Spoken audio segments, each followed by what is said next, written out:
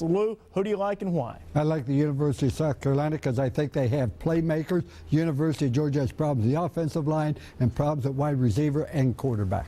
Georgia has probably the deepest set of running backs in the SEC. I like Georgia in this football game. Not only that, Quentin Moses may be the best pass rusher in the entire conference. He'll probably get 3 sacks in this game minimum. He'll be pressuring Blake Misher the entire night. Both of these teams have some questions they would like to solve in the offensive line. We'll see you at halftime. In the meantime, we'll keep an eye on Air Force and Tennessee. Among the other games going on for you right now, time for the Bulldogs and Gamecocks. Thank you, Reese. This is Williams-Brice Stadium in Columbia, South Carolina, the home of the Gamecocks, who are riding a school record 6-game conference win streak, and tonight face the number 12 Bulldogs of Georgia.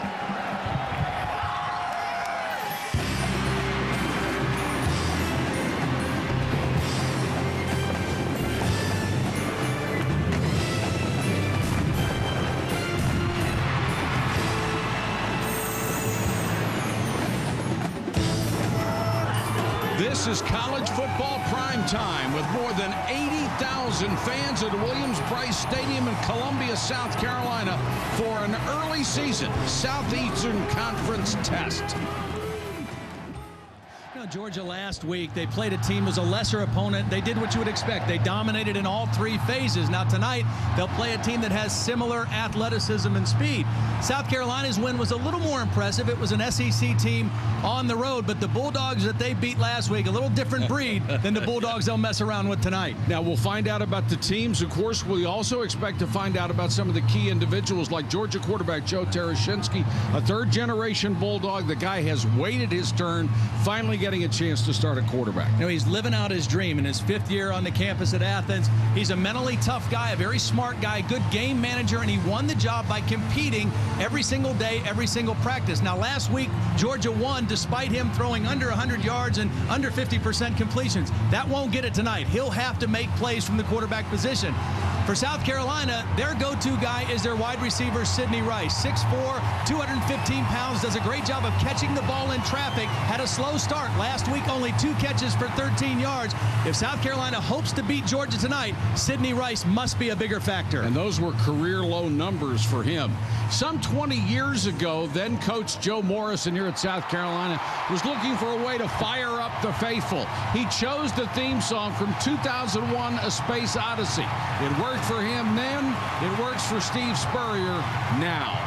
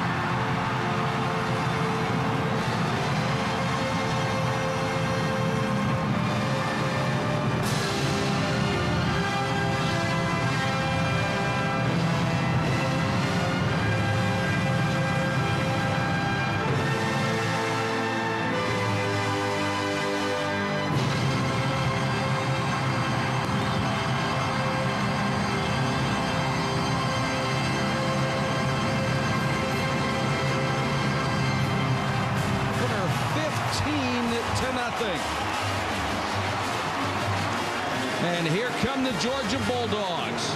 They knocked off Western Kentucky 48-12. This is a school that has had major problems when they have faced Steve Spurrier. They face him again tonight in Columbia, South Carolina, in the uniform of the Gamecocks. Kickoff is next in the SEC.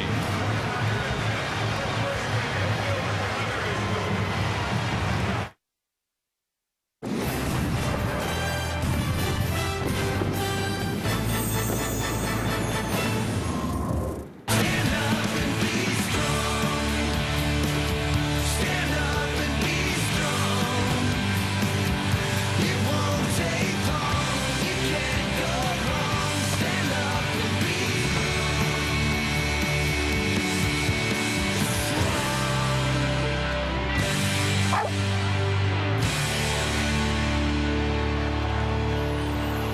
College football lives here, and it lives in HD. Coincidentally, this telecast is available on ESPN HD, presented by Pioneer Plasma. We're in Columbia, South Carolina. The Bulldogs and the Gamecocks set to go. Holly Rowe, the third member of our crew, should be working the sidelines for us. Holly, what do you have? Well, guys, you're talking about this game being a measuring stick, and boy, is it ever. Since 1999, the winner of this game goes on to greater things. They go on to play in a New Year's Day bowl game. Coach Mark Richt asked his players to really learn the history of this series and learn that this game determines whether a team is great or mediocre. Quentin Moses told me, boy, he did learn it. They know it's a swing game, and guys, South Carolina also focusing on this game as a real measuring stick tonight. All right, Holly, thanks very much. They say you improve the most between your first and second game of the year. If that's the case, we expect to see a good one. And there's the number for Steve Spurrier. Just tremendous success against Georgia. And don't think those Georgia people don't remember that. They all remember it. Even Quentin Moses, who's was awful young when he was doing his thing against the Georgia Bulldogs. He grew up in Athens. He's very well aware of the feelings towards Steve Spurrier in the state of Georgia. He can change schools all he wants. They're going to remember him wherever he is. Brandon Coutu has it teed up as Georgia will kick from the 35-yard line.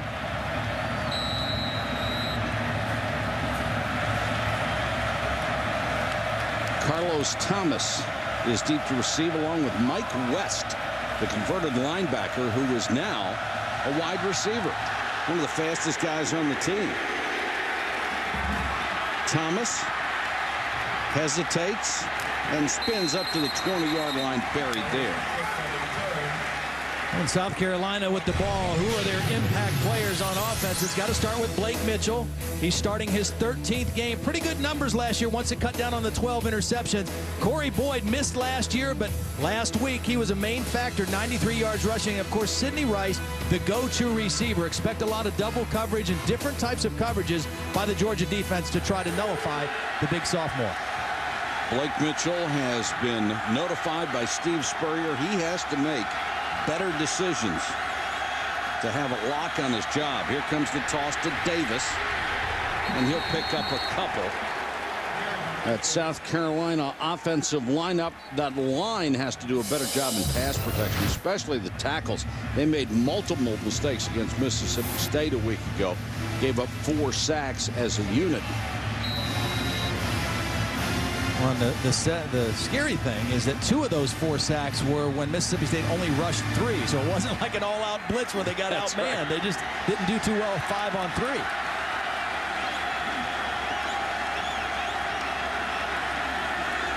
Davis, the single setback, play action, and that one's batted down at the line of scrimmage. Right in his face is Charles Johnson. And Georgia should be able to generate an outside pass rush. The All-American candidate Quentin Moses on one end, and Charles Johnson you just saw, who could be the Dogs' best overall defender on that unit. And as is often the case, as we saw right there, if you have a great player like Quentin Moses and everybody pays attention to him and you shift your protections to him, that frees things up for the other guy. And in this case, Charles Johnson, a very physical, powerful pass rusher, that time used a great bull rush to get right into the quarterback's face. Third down, call it 9 on South Carolina's opening possession. Here comes the blitz, and the pass too high for tight end Robert Pavlovic. Now that time Mitchell saw the blitz coming, but the pass was off target. Saw the blitz, but he had to get rid of the ball earlier than he would have liked to. Tony Taylor, the guy in there applying the pressure from his outside linebacker position. 3 and out for the Georgia defense. They started the game with 7 consecutive 3 and outs against Western Kentucky last week. That's Asher Allen back to receive the kick of Ryan Suckup, who was the SEC Special Teams Player of the Week a week ago. He'll handle the place kicking, the kickoffs, and the punting this year. That's a beauty. Drives him all the way back to the 30. 49-yard kick and no return. He averaged nearly 49 a kick a week ago. When Georgia has the ball, their impact players right now, their running game. Last year they ran for 240 yards against this South Carolina defense, and you'll see all three. Thomas Brown will be the starter. Danny Ware is listed as the third string back, but last week he ran the ball better than all three. You'll also see Craig Lumpkin, and you'll see Georgia try to wear down this South Carolina defense with their running game. Joe Tereshinski is the senior quarterback. His grandfather played here, was on 2 SEC championship teams. His father played here, was on 1 SEC championship team. And finally, after waiting in the wings, he has a chance to start. This is Greg Lumpkin, who played so well a week ago. And it's a three-headed tailback for this ball club. Georgia's offense does have question marks up front, a real lack of depth and starting experience, that is, except for SEC candidate Nick Jones at center. Preseason All-SEC by the coaches. And Georgia with a little hurry up, although they don't snap it quickly.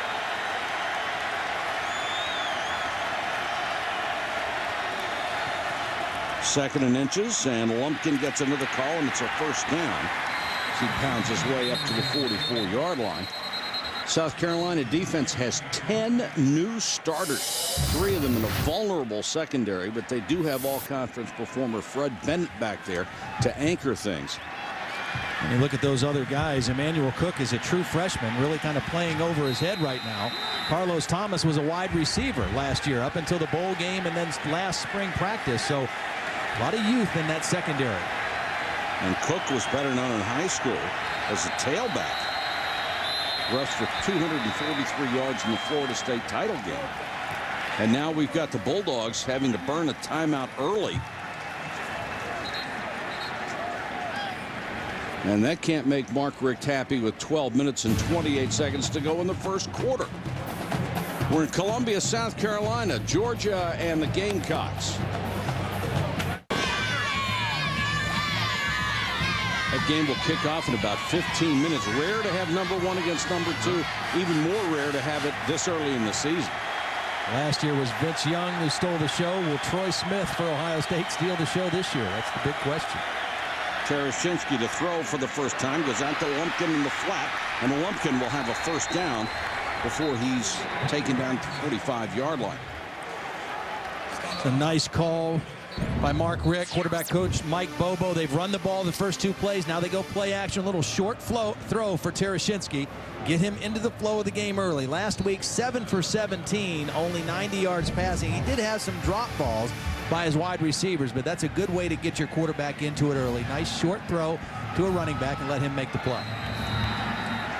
Mark Richt, who has been signed to a long-term big money contract after all his success in Georgia. He has averaged 11 wins a year for the last 4 years. Just a tremendous record. Tereshinski again. Instead, they'll give to Lumpkin as they run out of the shotgun.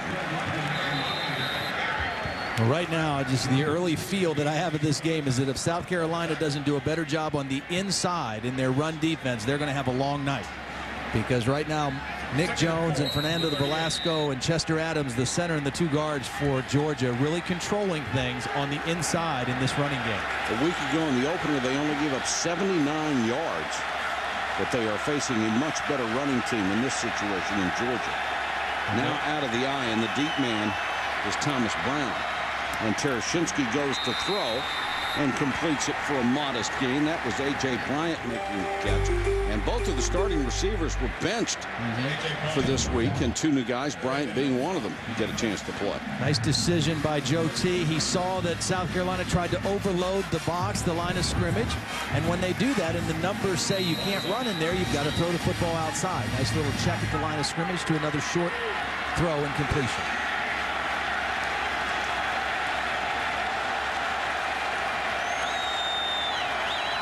Three wide receivers, and Brown is the tailback. Tereshinski to throw again. Plenty of time. Now he's pressured.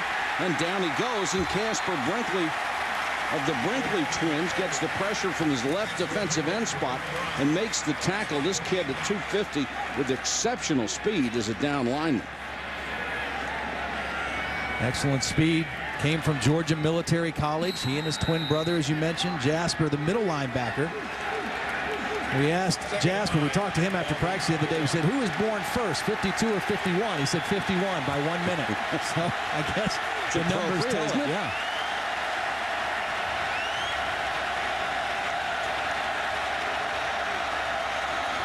South Carolina shows blitz. They come with it.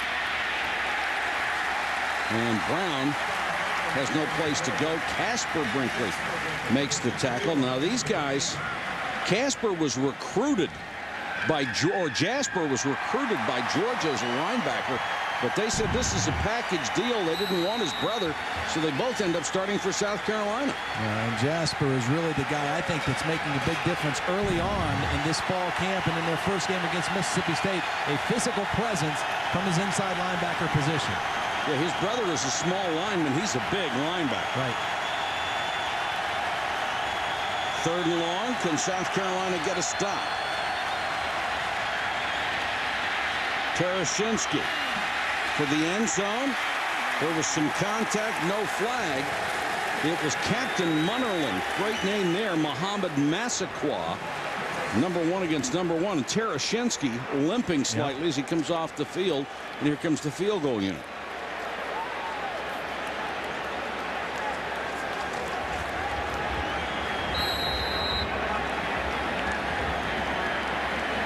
Cateau, who was 2 for 2 this year, both last week against Western Kentucky, will try from 45.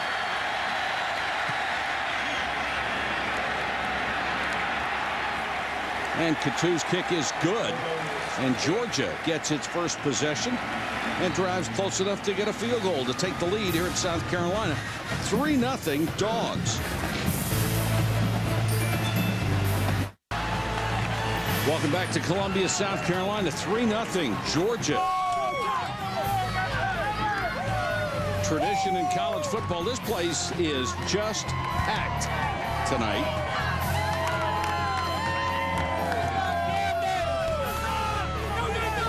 And Steve Spurrier has really renewed interest in this program.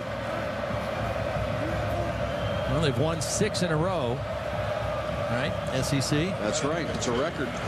He says every time he turns around, somebody tells me we just set a record.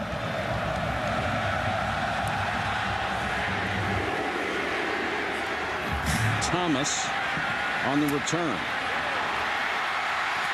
Nice cut. 30, 34, 35-yard line. A 28-yard return. Check in with Holly Rowe. Holly? Well, guys, Joe Tereshinski, the quarterback for Georgia, has just undergone an extensive examination of his right ankle. He is having some discomfort on the inside of the ankle. He says that it's giving him pain when he pushes off. Right now, they're going to tape him up, let him see if he can play. But the interesting news that Georgia fans will be curious about is Joe Cox, the number 2 on the depth chart, wasn't the one taking snaps from center and warming up to get ready in his place. It was Matthew Stafford, the highly anticipated freshman. Guys. All right, thanks, Holly. And Stafford, big-time recruit out of Texas. Well, obviously, Tereshinski didn't hurt his ankle on that last 3rd down play. It must have happened on the play he scrambled on 2nd down. There's the big-time receiver, Sidney Rice, making only his 3rd catch of the year. Last year as a freshman, he's had a couple of club records. He's a big-timer. And here's Tereshinski having that right ankle retaped. You know, it's just, you hope he can go back in the game. I mean, Joe Tereshinski is a guy you root for because he's in a lose-lose situation right now at Georgia. He can't live up to the expectations of the guys that were before him, Shockley and Green, and he's got the young freshman that everybody's clamoring for behind him. This is Boyd. Runs into a blocker and goes down at the 42-yard line. Boyd missed all of last year for a violation of university policy. Started 8 back in 2004. The only reason he's at South Carolina is that most people wanted him to play defensive back, and this is the school that gave him an opportunity to run the ball. So he chose Columbia. And he gives Steve Spurrier another weapon in an offense. This offense was 100th in college football last year, total offense. Not what you would expect from a Spurrier team, but this year with Corey Boyd back in there along with Mike Davis, a few more options.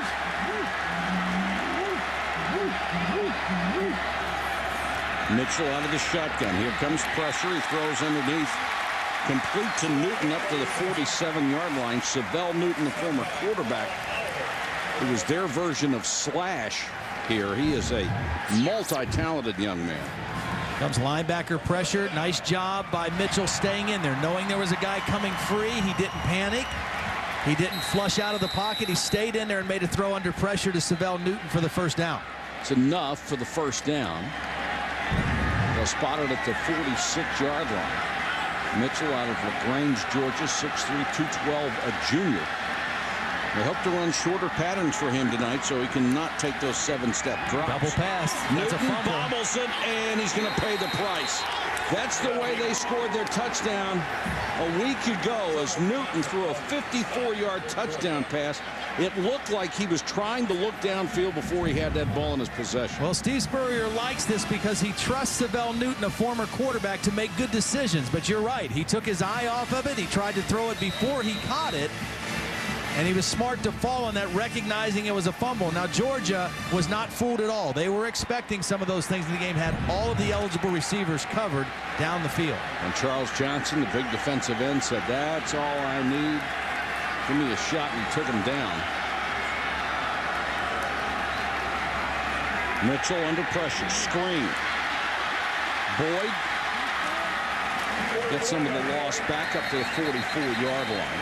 Stop by number 42, Andy Burton-Wheeler. Think about this Georgia defense, and I've known this or watched this over the last several years. Brian Van Gorder was the coordinator that came in with Mark Richt. He's now the head coach at Georgia Southern. Willie Martinez took his place, is now the defensive coordinator. This defense does not beat themselves. I mean, you take a look, they keep people out of the end zone. They've been the third best in the country in scoring defense under Mark Richt, and they're always in good position. I mean, they don't get fooled too often. They might get beat on a play, but they're not out of position very often. It's funny about perception. You think offense when you think of Mark Richt, but you're right, that defense has really been a huge factor. Boyd breaks one tackle, runs over for Ben Wheeler. Finally knocked out of bounds. Stop by Georgia. And now they'll have a makeable third down after messing up on the first play. Or a makeable third down. The thing about this defense is their Let me speed. change it again, Todd, while I'm here. It's a makeable fourth down, but they're going to punt. Right. It made them punt.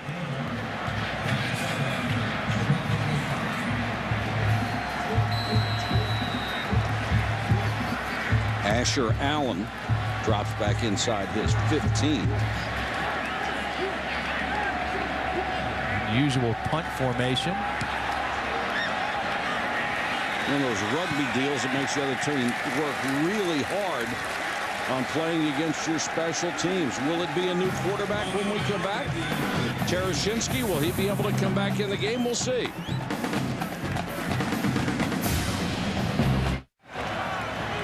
Joe Tereshinski still hobbled a little bit on the sidelines for Georgia, so this gives Matthew Stafford, the Texas Prep superstar, a chance to play a series at quarterback. Stafford, a big-time recruit out of Dallas, 4,000-plus yards, 38 touchdowns, led his team to the state title, and according to some, the best high school quarterback in the country.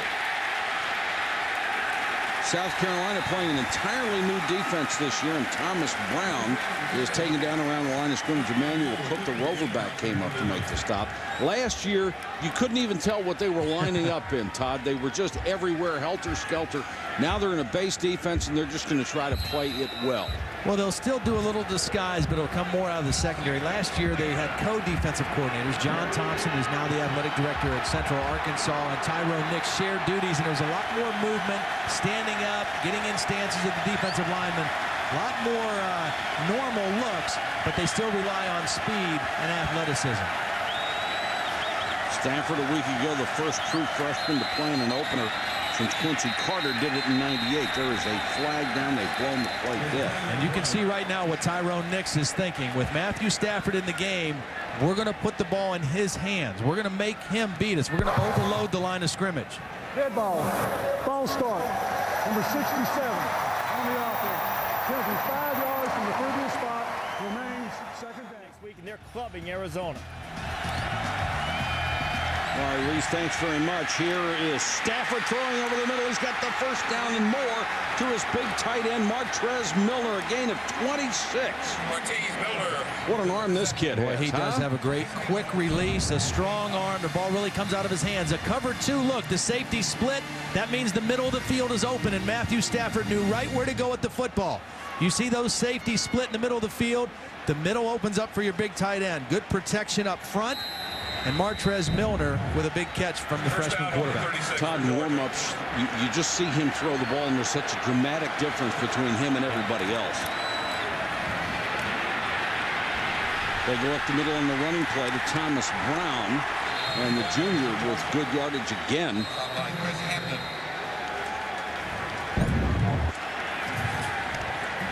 Tereshinski on the sideline wants to get back in the game. He's a leader, you know. I mean, that's got to be killing him right now because he's waited his whole time at Georgia to be the starting quarterback. Started the Florida game last year, did okay with a very conservative game plan. Mark Richt says, you know, he's ready to do everything we want him to do, but this kid here has exceptional talent when it comes to throwing the football.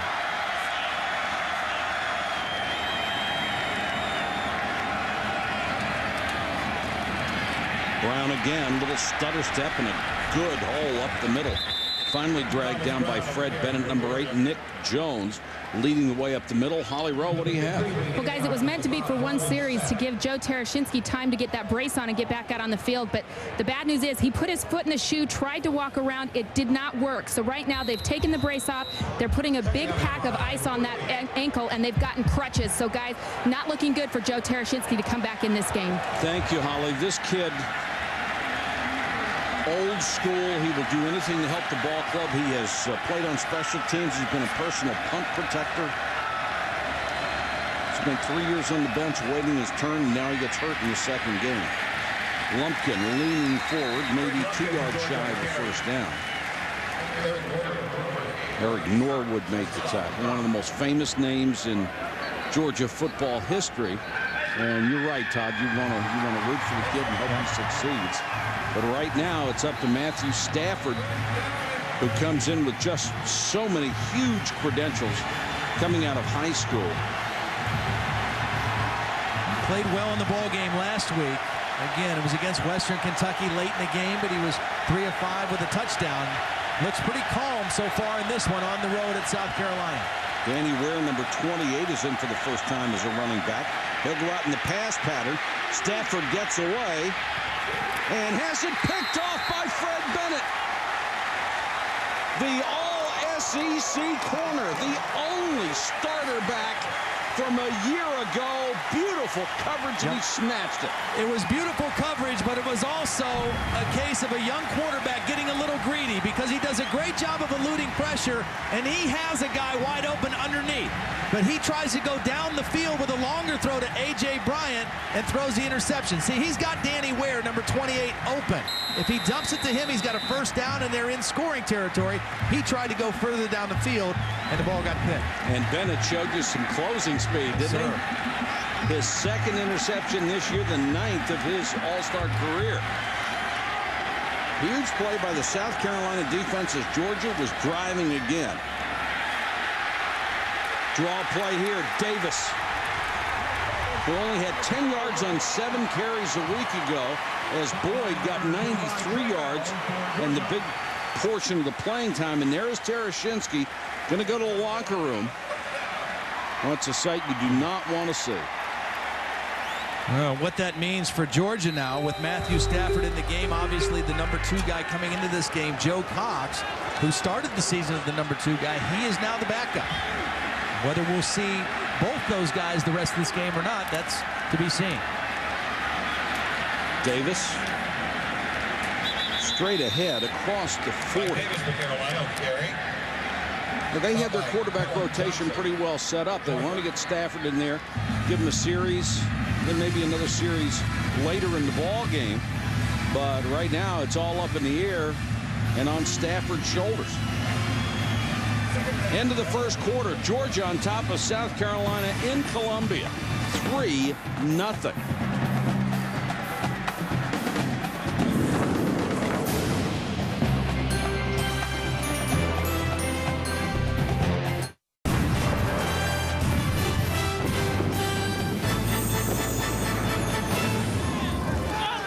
ready to start the second quarter in Columbia, South Carolina. It's 3-0. Dogs over the Gamecocks. And boy, what a fast first quarter.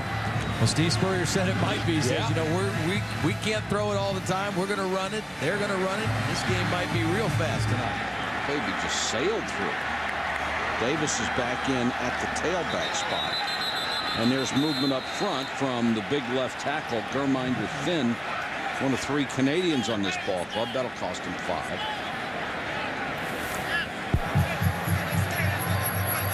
Dead ball. Ball start, number 75 on the offense. Penalty is 5 yards from the previous spot. Still second down. Well, you could have gotten a lot of odds on that one, couldn't you? Troy and Florida State in Tallahassee tied in the 4th quarter. Rice makes a catch. I guess that's why you play the games. Yes, sir.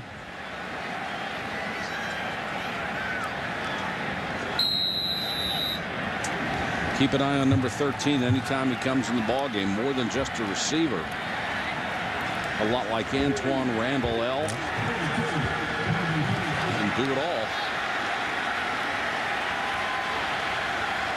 3rd and 2 yards, and there he is. In Wallace, South Carolina. And overthrown, nearly intercepted. Intended for Jared Cook, the tight end. Trey Battle, the Georgia Rover, was closer to it than anyone else. Well, how about my man Quentin Moses putting the pass rush on minus a helmet? I mean, he lost his helmet at the line of scrimmage and didn't slow down a bit on his way to the quarterback. That's why this guy has 21.5 career sacks. The top part of the screen, his helmet comes off. He does not slow down one step on his way to the quarterback and still gets a good hit on Blake Mitchell. Got to watch those headbutts after your hat comes off, too. Suckup to kick to Asher Allen.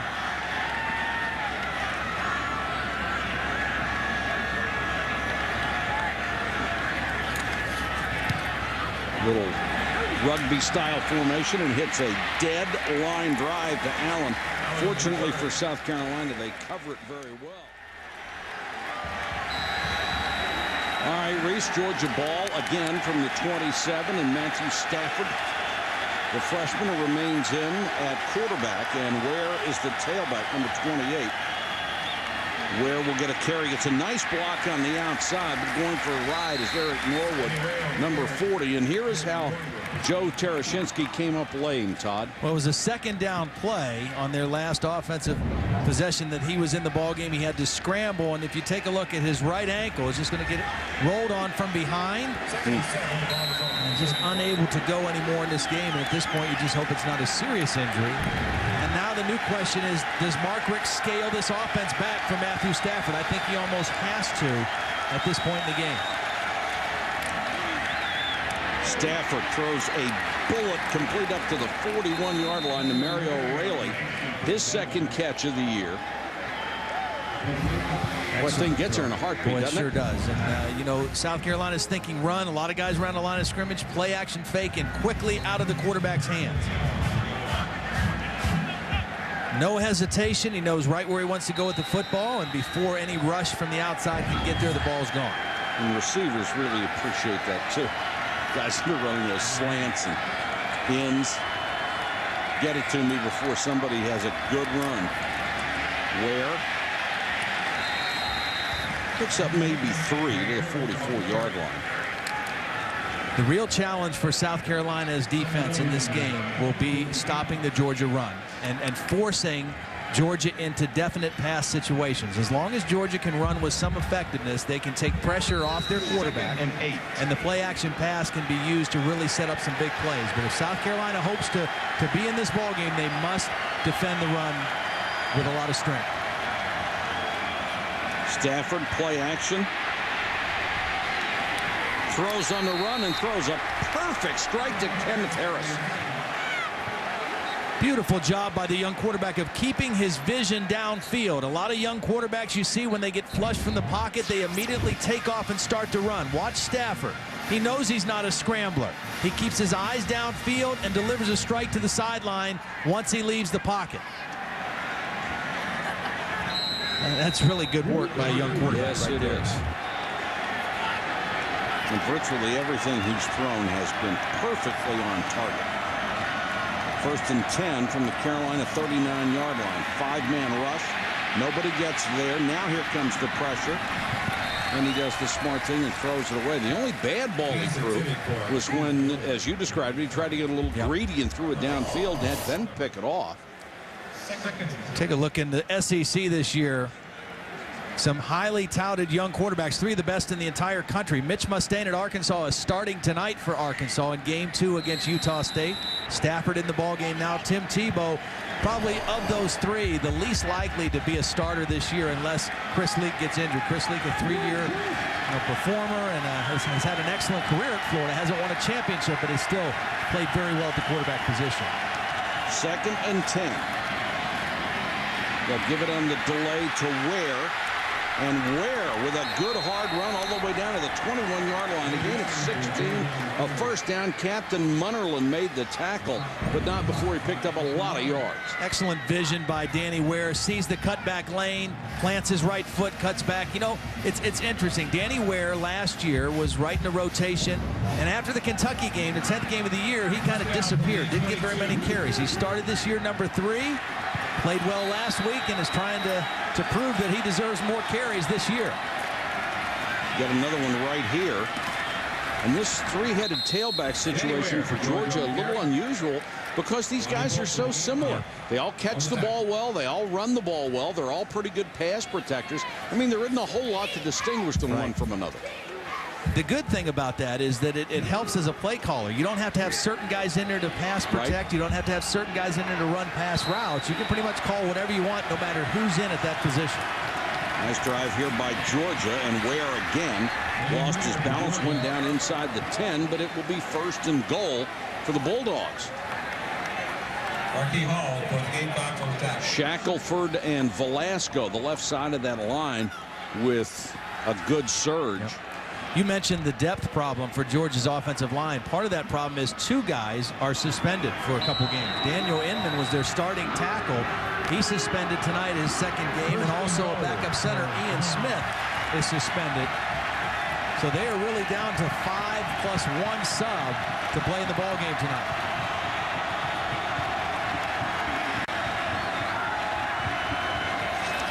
First and goal. Ware. He'll lose a yard. Check in with Holly.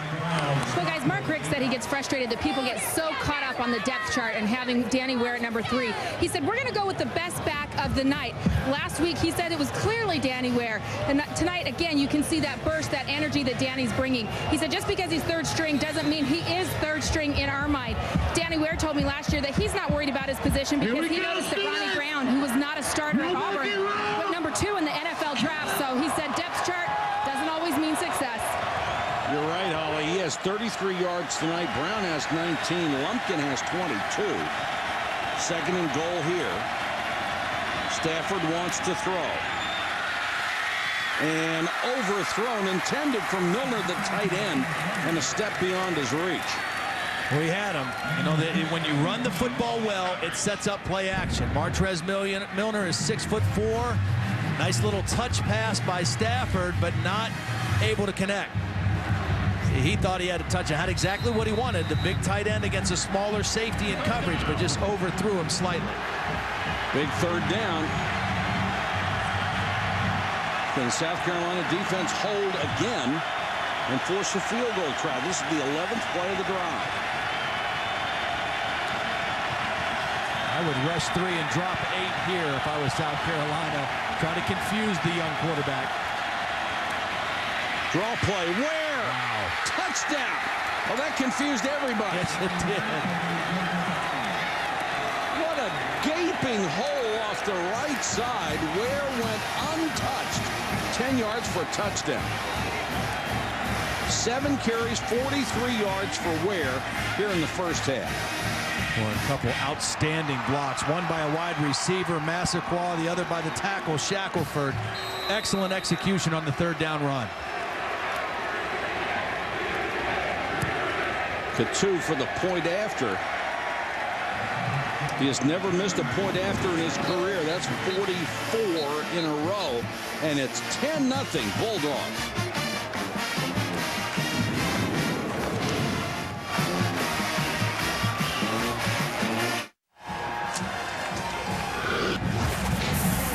Back at South Carolina, there's Joe Tarashinsky with the crutches. And here's what the touchdown looked like on a great drive engineered by Stafford. Well, watch Fernando Velasco. He is the guy that's going to pull out and get the key block, but there's a lot of other blocking that takes place on this play. Excellent call on 3rd down. Watch this hole open up for Danny Ware. Martrez Milner with a block. Here comes Massaquoi with a block, and there's the block by Velasco. Check out the lane that opens up for Danny Ware. Nobody even touches him as he gets to the end zone. Perfect call and then outstanding execution by the Georgia offense. Each team has had 3 drives in this game. Georgia with a 4-1 advantage in yards. From the 1-yard line, Thomas. They need a big return, and Thomas takes it up near the 30. All right, Reese, South Carolina facing a big challenge now, starting just inside their own 30-yard line. Haven't been able to generate anything offensively. Bird is the tailback behind Campbell. Or behind Mitchell, excuse me. Quarterback scrambling, taken down at the 37-yard line. It was a good decision by Blake Mitchell. The reason that was open to the outside, that was a corner blitz. That was Paul Oliver, who was coming on a blitz, number 8 from his cornerback position. And so that area that was left void is the area that Blake Mitchell ran into on that scramble. 2nd and 3 for the Gamecocks on the 37. South Carolina just needs to, they need to get something sustained offensively. Their defense is not going to be able to stay on the field a long time against this running game with Georgia. They've got to hit a couple first downs, let their defense rest, get a couple plays where they get some chunks of yardage. Mitchell changing the play, and the flag is down. Movement by the tight end, Pavlovic. And if this doesn't look like a Steve Spurrier offense, it's because he doesn't have the personnel to run exactly what he wants. Dead ball. Ball starts. Number 83 on the offense. Penalty's 5 yards from the previous spot. Still 2nd down. Well, they can't just drop back and throw it the way that he would like to. Right. Because A, maybe Blake Mitchell isn't far enough along in his development, understanding the offense and his decision making. And B, the offensive line just hasn't shown that they can protect the quarterback well enough to do that. 2nd and 8.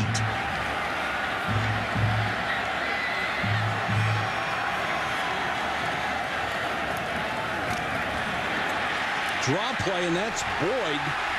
And Boyd with a nice run up to the 45-yard line.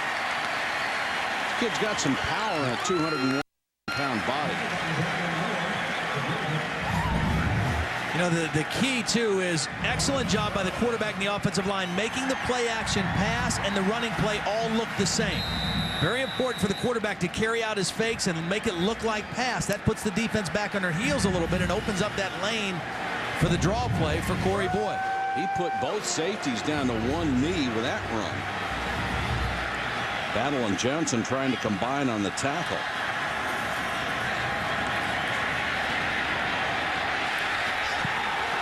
Contact, and a flag goes down. That's going to be a break for South Carolina, where Marcus Brown is going to be called for interference on Sidney Rice.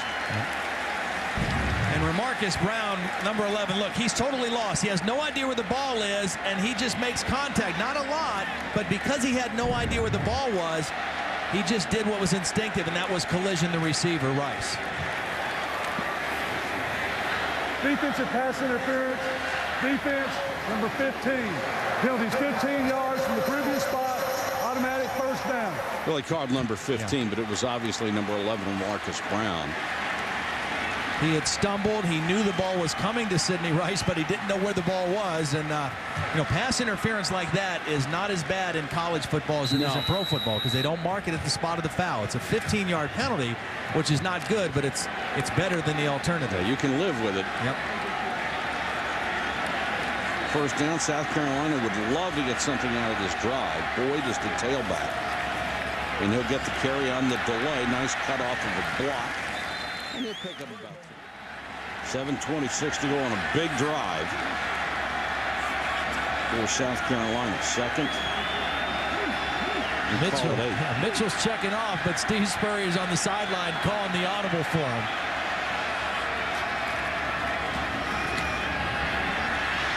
Mitchell dumps it underneath. Nice completion of Boyd.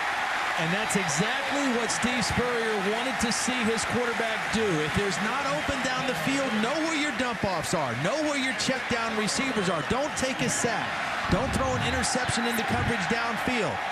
You look deep to short. If you're a quarterback, you look deep first. If it's not there, find your underneath dump-off and let the running back, who's used to running in space and making people miss, turn a short pass into a long gain. All about making decisions. First down, 26-yard line.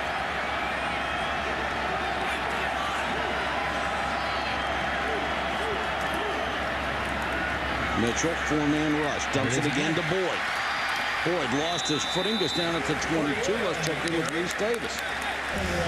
All right, guys, still in Tallahassee, Florida State in a world of trouble against Troy. They forced the Trojans to punt here, but Chris Davis can't secure the ball. The muff, Troy recovers the muff, and then taking advantage. They've not scored yet, but they're on the move. Deep in Florida State territory, tied at 10 in the fourth quarter. Wow, that is stunning. Especially since we'll be there next week. We may not be welcome. Nobody may be if they lose that one. Corey Boyd again. Todd, if you're the quarterback and Steve Spurrier is calling those audibles for you, is that just something you see as helpful, or is it something you say, you know, geez, I ought to be doing this? Well, you probably think that you ought to get to the point where you're doing it, but I don't think you want to buck the system with Steve Spurrier. I mean, if he wants to do that right now and you're moving the football on a drive like this, then I say you go for it. As long as you have enough time on the play clock to execute it all, it's okay. But certainly that's the next step for Blake Mitchell, to see those things for himself and to be able to make those checks on his own. 3rd and 3, and the snap goes right through his hands, and then Mitchell, with nobody around him, does the safe thing and dives on it to 35. What a tough play. Now, you saw Chris White, the center, come back and check with him before he made that snap, and I don't think Mitchell was ready for that at all. No, I don't think he was either. Eyes were not on the football. It was not a bad snap. Boy, that took him right out. Well, they're going to try with Succop for a long field goal, but much more difficult. Texas driving on Ohio State. 2nd and goal. This will be from 51 yards from Succop.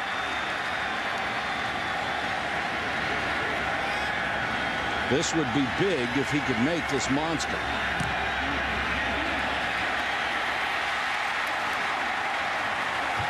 And it's just off. I think it hit the goalpost, didn't it?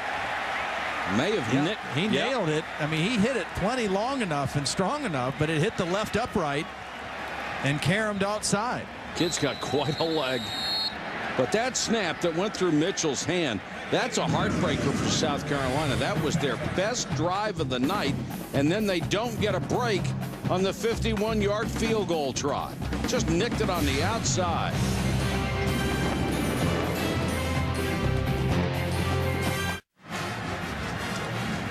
Then we're making the assumption that Joe Tereshinski's night is done as he comes back out. No shoe, no shoulder pads, and crutches. We can take a hint, and he's shaking hands with his offensive line. And it looks like it's up to Matthew Stafford, at least for the rest of this half. We have not seen Joe Cox at all. Brown is the running back. Des Williams the blocking back. Stafford, screen, gets it out to Brown. Brown making people miss all the way down to the 45-yard line. Let's check in with Reese. Well, you don't like to see your quarterback chasing people down the field to make tackles. Brown again, trying to step out of one, then he's buried. So he got to the 44-yard line and shoved back by the South Carolina defense. Jasper Brinkley, the middle linebacker at 250, a guy who came out of Georgia Military College, got the middle linebacker job and is really taking charge of the defense.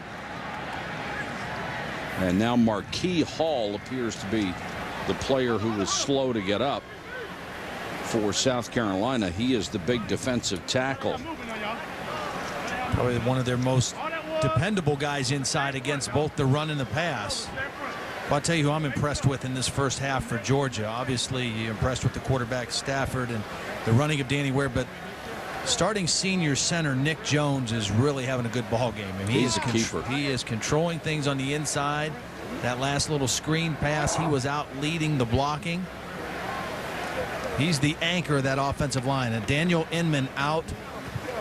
He was the other returning starter. Now there's only one returning starter up there, and that's Nick Jones, and he is really setting the tempo for this Georgia offensive line. Well, let's get the story on Joe Tereshinski. Here's Holly. Well, guys, Joe Tereshinski was taken into the South Carolina locker room where they have an x-ray machine. He did have x-rays taken. Now, Georgia's training staff won't tell me what the x-rays said. But, guys, I can tell you when he was told about it, he had a very disappointed look on his face. And whatever was on those x-rays is causing them to hold him out of this ball game tonight. He has gone on crutches back into the Georgia locker room. And he is not going to return tonight, guys. They won't tell me if it is an injury that will keep him out of next week's game. But, guys, the x-rays apparently not good news, whatever they were. Well, that's tough to hear, Holly. We hope the young man heals very, very quickly. 2nd and 9. Time becoming a factor here in the first half. Brown is the tailback.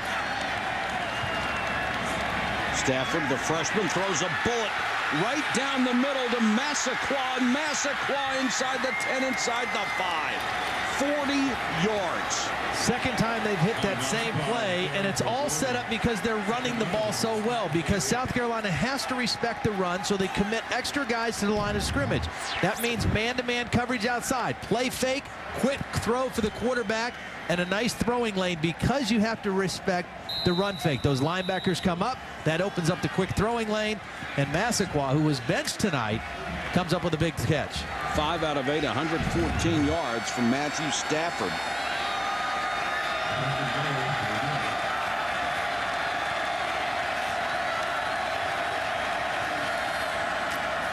Stafford again. Out of the end zone. Caught by Bryant, but he was well out of bounds. Lindsey was putting pressure on him from his defensive end spot. Another red zone alert for you. Ohio State, after that big fumble recovery inside the 20-yard line. Now, if you go away to watch that, you have to promise that you'll come back and watch this. Otherwise, you can't go. I'm impressed with Matthew Stafford's poise for a young freshman. I've seen a couple things already right there. He threw the ball away. He knows he's in scoring territory. He knows he's in a position. It's an illegal participation. It looks like South Carolina may have played that last play with 12 guys on the field, and Georgia moves closer to the South Carolina goal line. Now that will confuse a young quarterback.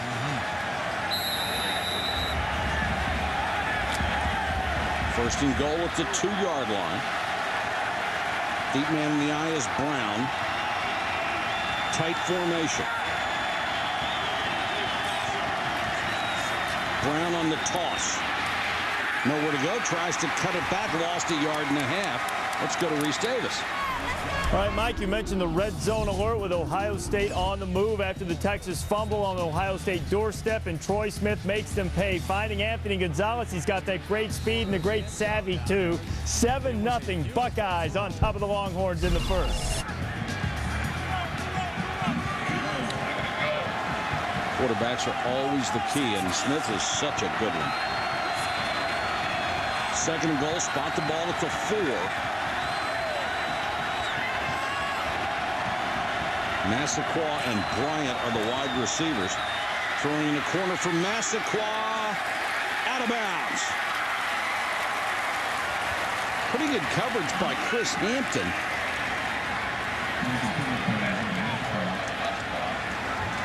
Well, that's a case of a young quarterback feeling it. Checking off near the goal line to the fade route. Good throw, just field not quite wide enough for him on this one. Now 3rd and goal. And the young quarterback will use the timeout.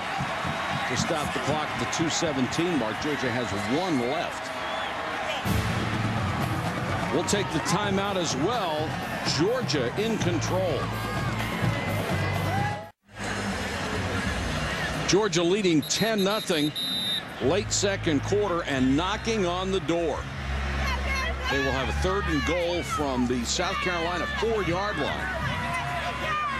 The football is such a game of momentum swings. We just saw the highlights of Texas and Ohio State. Ohio State taking advantage of the Texas fumble, now taking the lead.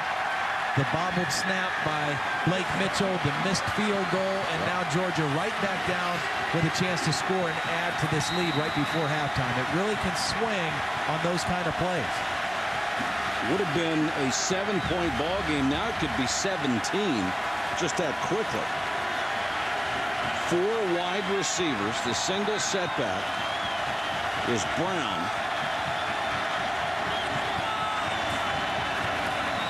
Blitz coming on. Stafford throws to Massaquoi.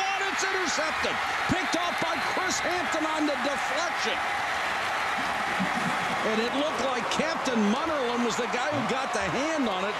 Boy, you talk about momentum shifts. How about that? Well, they invited Stafford to throw. This was 0 coverage, which means all-out blitz, single coverage. Munnerlyn on Massaquoi. Big receiver, small DB. But watch, he gets the hands in there, knocks the ball loose, and the interception by Hampton. They dared the quarterback to throw against man coverage, and the defense won. The kid is only 5'9", 174, a true freshman, but he has outstanding cover skills, and he showed it right there. What a huge play. Wow. That was huge. So South Carolina gets the ball back. And they just want a little operating room here as Davis plunges out for maybe a yard. And because Georgia used 2 timeouts earlier, they just used one on the last offensive possession. They only have 1 timeout left here in the half, so very difficult for them to try to get the ball back here right before the half with a chance to add to that lead with good field position. And right now, South Carolina would be delighted to go to the locker room down 10. Absolutely. And take every second they can off of the play clock.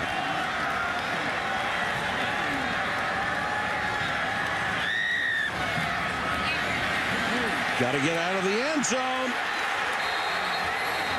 That was not a smart run by Davis. Well, where's the line, Judge? I think they're marking Now it they just say inside the safety. one.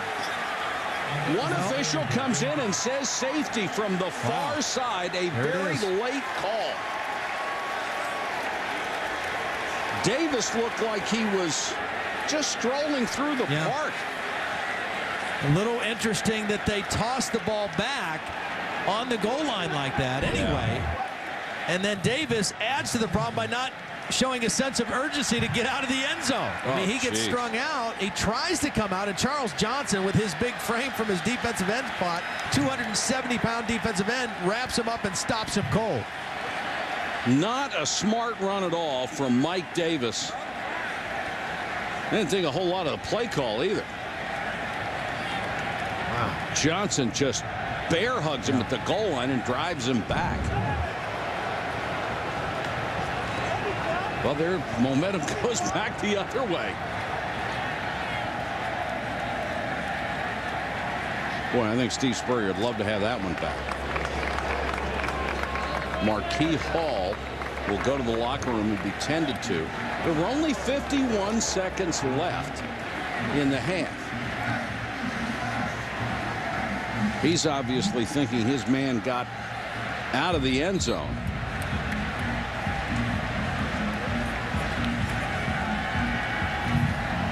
Well, Mike Davis is a young back. He's a sophomore. He was the leading rusher last year as a freshman, and Georgia just strings it out. And when he tries to cut back, he runs right into Charles Johnson.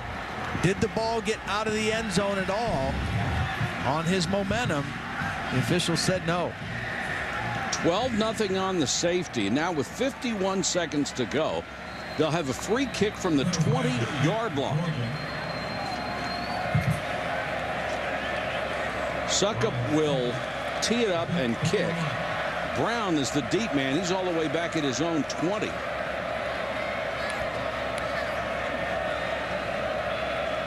Just a remarkable turn of events. And normally you would see this young man punt the ball, but now we see why he kicked it off the tee. Just crushed it all the way back to the 13. Brown slips a couple of tackles. From the 35, if you're Georgia, what do? Well, you've got one timeout, but the clock started running as soon as they came on the field ready for play, so they've lost some time. Milner, the tight end, catches it. I didn't think there was any time for Georgia to get the ball back to have a chance to score with just the one timeout, but that safety stopped the clock and allowed Georgia to get the football with decent field position. Now 20 seconds, and they've got one timeout. They could still get in range of Brandon Coutu. And he's got the big leg. Has a career-long 58-yarder with no tee.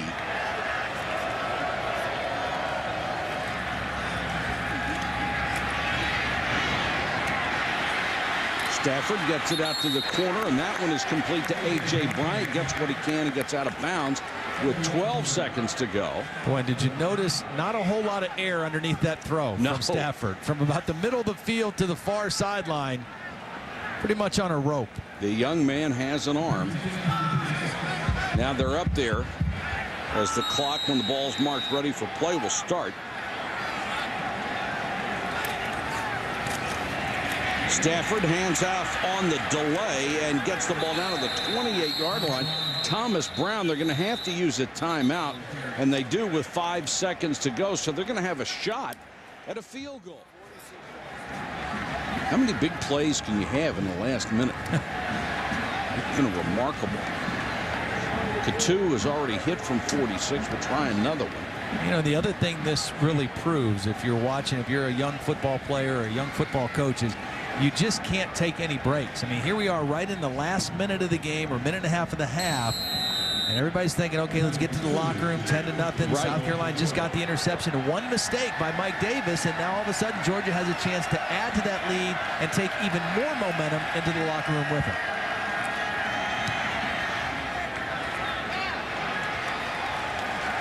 Coutu drills another one. Big first half from Matthew Stafford. Davis's safety made it 12-0. The field goal makes it 15-0. So Georgia ups the ante right at the end of the second quarter. Let's go to Holly Rowe. Coach, what did the x-rays say about Joe T's right ankle?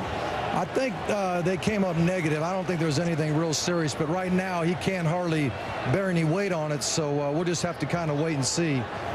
Today, we won't see Joe the rest of the day. All right. Matthew Stafford comes in. What do you assess about his performance, a true freshman? So far, not bad, considering we're no huddling and all the kind of things that we're doing. We haven't really pulled much out of the game plan, and he's handling it pretty good. How many quarterbacks will we see in the second half? Oh, I don't know. We'll just have to play it by ear. All right. Thanks, Coach. So our score at the half is Georgia 15, Carolina nothing. Now let's get you to the studio for the Pontiac Performance Halftime Report. Lou Holtz, Mark May, and Reese Davis. All right, Mike, thanks a lot. Mayday, would you like to answer that question for Coach Richt instead? How many quarterbacks you'll see in the second half? One. Matthew Stafford has a cannon. He can throw the ball. Impressed with young number 7, are you? Yes, I am. He's their guy. Yeah, 15-0. Georgia has the lead on South Carolina.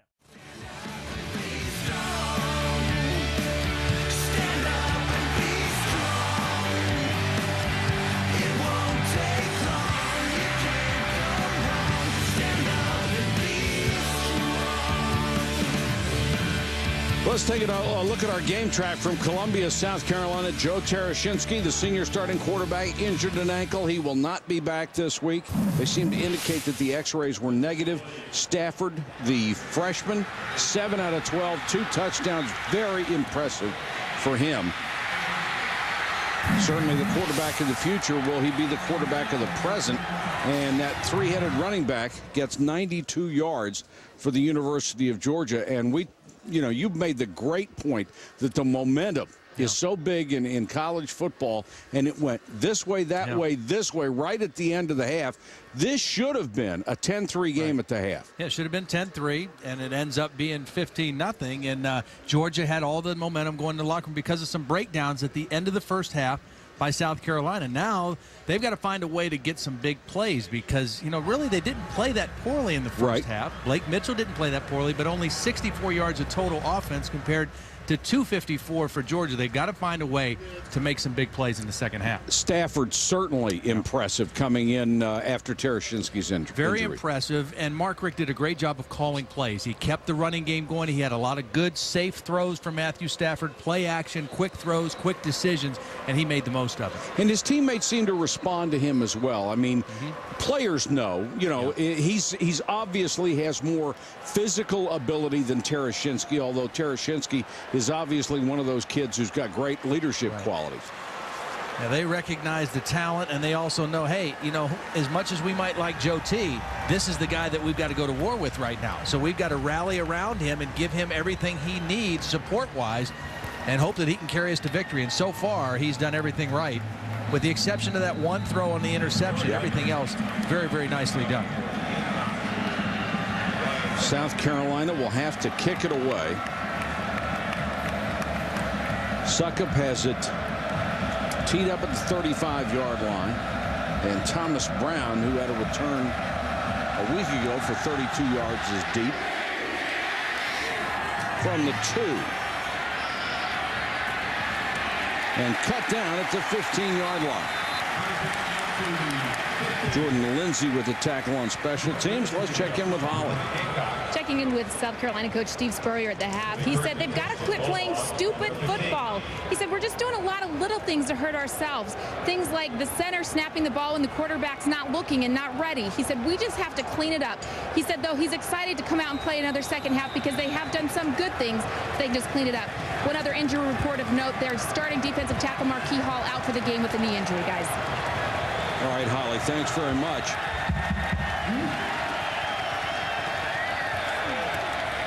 They'll start on the ground with Thomas Brown.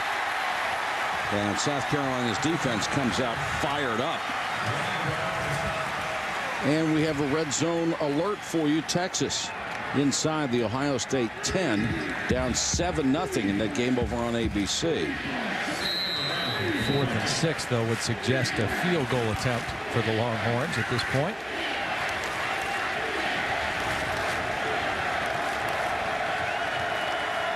Stafford has Brown and Sutherland with him in the backfield on 2nd and 11.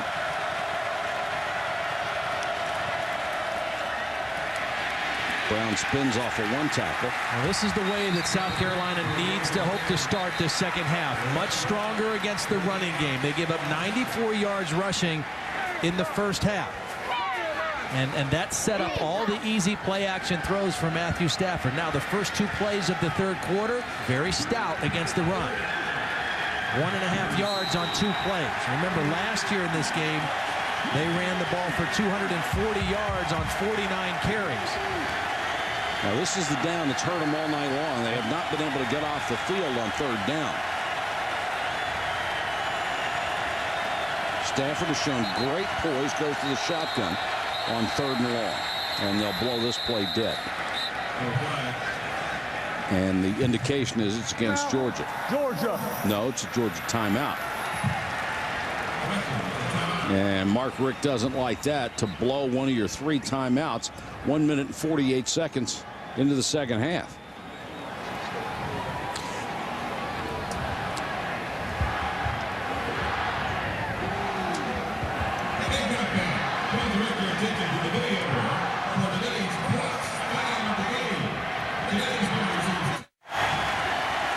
.12 to go, third quarter, 3rd and 8, and the South Carolina defense trying for its first 3 and out of the night. Be a great time to get it. They're down 2 scores. 4-man rush, great protection. Stafford with all day to throw. Now comes the pressure. Stafford still on his feet, dives, first down. What a nice play by Stafford and a breakdown by South Carolina. It really was, because Matthew Stafford, at this point, he was just making a decision. You know what? I'm not going to throw the ball into coverage. I'm not going to make a mistake. I'm going to go ahead and get what I can get, and we'll punt the football and play defense. Good coverage downfield by South Carolina, forced him out of the pocket, but to his credit, Stafford didn't give up on the play and ends up somehow making it into a first down. And could you possibly have a Texas quarterback with a better name than Colt McCoy? Good play fake by Stafford. Look at the protection. Then he unloads, overthrown, and intercepted. Picked off by Stoney Woodson on the overthrow. Now, this is not a terrible interception for Matthew Stafford because it's almost like a punt. All right, a 55-yard throw in the air. Good protection. A mild rush. They put everybody into coverage, so Stafford, and he has no underneath route because they kept both backs in to help with the protection. It was a three-man route. Nobody open downfield, and I think Massaquoi underestimated the arm strength of Matthew Stafford on this one. He kind of slowed down and couldn't make a play on the ball. So South Carolina gets it back, albeit way downfield from where they might have, starting at the 22-yard line. Mitchell underneath to Boyd. And Boyd up near the 30. I just want to go back to that play again as we just see Mitchell dump it off to the back. The reason Matthew Stafford did not dump that one underneath was there was no one to dump it to. They kept both backs in, maximum protection, trying to protect the young quarterback, give him easy reads down the field.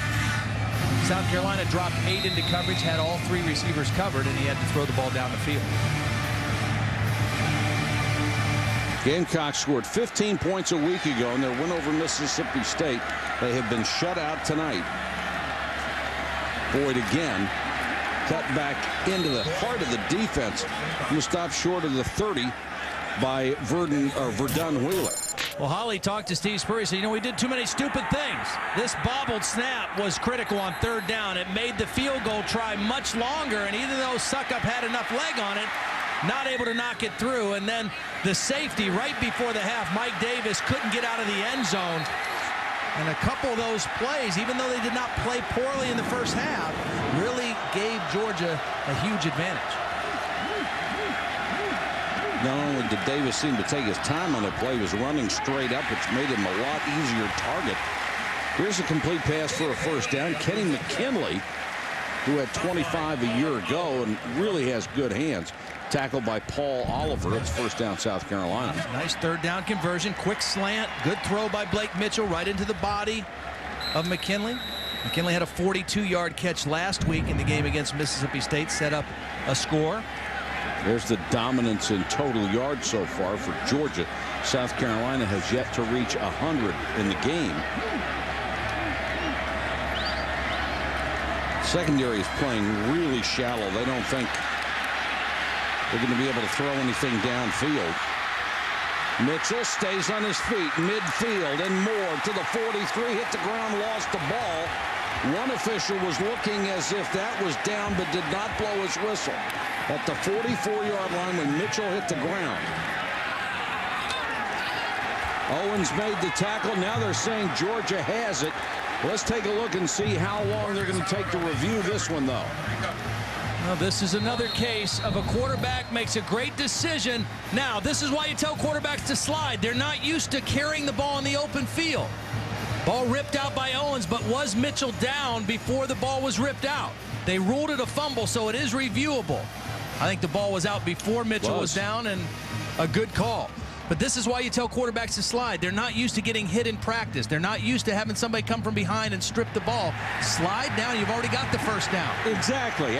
He's already got the distance. He's not going to get much more. And now Steve Spurrier really upset about the call, but the replay tells you pretty convincingly that it was a fumble. I don't know. Steve thinks the replay is going to give him the ball back. He's telling his quarterback to get everybody ready on the sideline. But you know, quarterbacks don't get hit in practice all summer. And it was a great decision by Mitchell to run, and he did a nice job getting the first down. But he's got to slide at the end of that play or else cover up with both hands. Play is under review. Now they're going to question whether that first knee may have been down. but it looked like it was just inches off the ground. Here we go. Let's take a look again. Jeff Owens comes from behind, number 95. The only thing down is his hand, and that's not down. I think it's the right call. And once again, a bad mistake by South Carolina when they had some momentum. They just converted a third down. They were just about to convert another third down, and they give the ball back to Georgia. They did review it, and they say Georgia has possession, and I think, again, that was the right call. We have seen instant replay used beautifully so far this season. Want to remember, on a review play, it has to be indisputable evidence to overturn the call on the field. And the call on the field was a fumble that Georgia recovered. Now, Georgia would love to pound this. Brown. See that picture in the paper of Bill Lambier standing next to that referee? Yeah. Looked like he was 9 feet tall.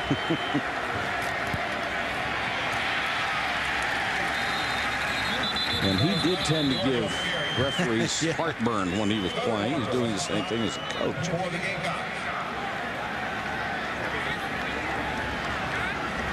Told you about that three-headed running back, Brown, Lumpkin, and Wade.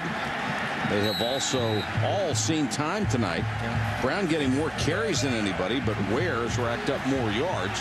Just like last week, as he did a week ago.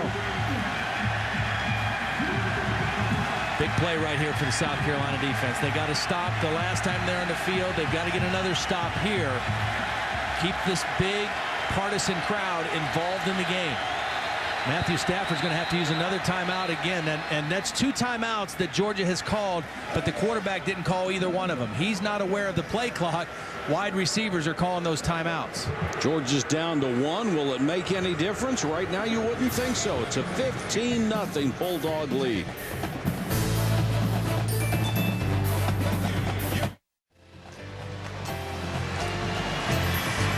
Back at South Carolina, where Carlos Thomas has been taken to the locker room. That's the street named after the Heisman winner, George Rogers, who was arguably the best player in the history of this university. Won the Heisman. Fractions, number 70, offense.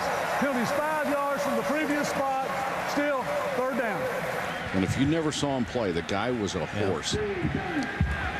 1980, a special year for both these teams. 1980, the year Georgia won the national championship. Herschel Walker's freshman year.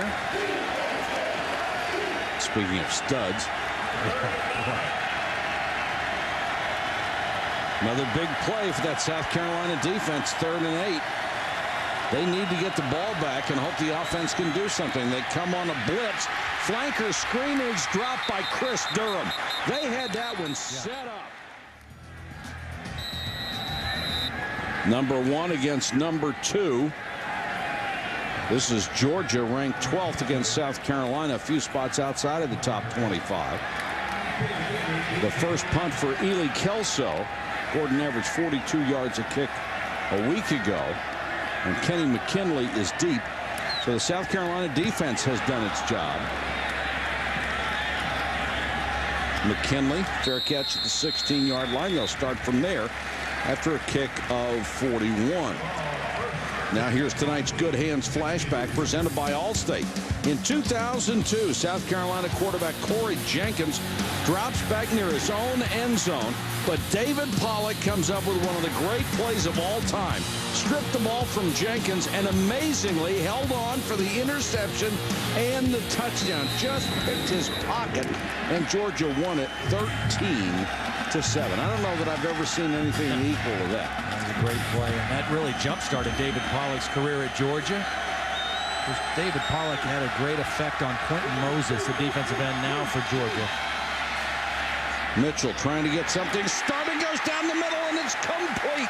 Nice catch by McKinley, held on after Keelan Johnson drilled him. Beautiful throw, beautiful catch. Beautiful throw. Cover 2 means the safety split the middle of the field, and the middle is open. Blake Mitchell steps into it, makes a nice throw to McKinley, and then he holds onto the ball after the good hit by Keelan Johnson. Steve Spurrier said, you know, when Blake Mitchell sets his feet, he throws a beautiful ball. That time he set his feet and he threw a beautiful pass. And he knew he was going to get it right in the kisser when he threw it. And McKinley knew he was going to be drilled as well. Georgia shows the three-man front. Mitchell with time goes underneath. Across the midfield stripe for Mike West, the converted linebacker, with 4.4 speed, and that's why they moved him over to wide receiver. Well, he was the leading returning tackler from the team last year. He had 47 tackles last year as a linebacker. They moved him to wide receiver in the spring. And speaking of wide receivers, I think it's time now to look to get number 4 back in the game for South Carolina. They got some momentum. They're at midfield. He's been pretty quiet, Sidney Rice. Got to find a way to get the ball in his hands. They look in his direction. Got a block from another wide receiver out there. Good call, partner. He's down to the 38-yard line. You've got an All-American. Yeah. He was, as a freshman, he broke 2 school records, 1,143 yards and 13 touchdowns. I mean, the kid has a 36-inch vertical leap. And if you can't get him open by running him down the field, you just step him one step off the line of scrimmage and throw it to him. Let him get the ball in space. Let him feel like he's a part of what's going on. Because in the end, if you get him enough chances to throw to him, he will make some big plays for you with that big body.